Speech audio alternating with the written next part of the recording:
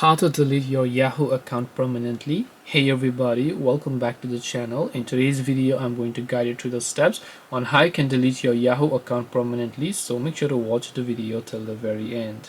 Now, if you'd like to delete your Yahoo account permanently, it's actually quite very simple to do so. Directly come to this website, which I'll make sure to drop a link, which is the website to request to delete your Yahoo account, which is yahoo.my-dashboard.oath.com/delete-my-account. I'll make sure to drop it in the description box below. Once you're here, just make sure this is the correct Yahoo account that you're trying to delete. Then scroll down here, you can see continue delete my account. Click on that little option.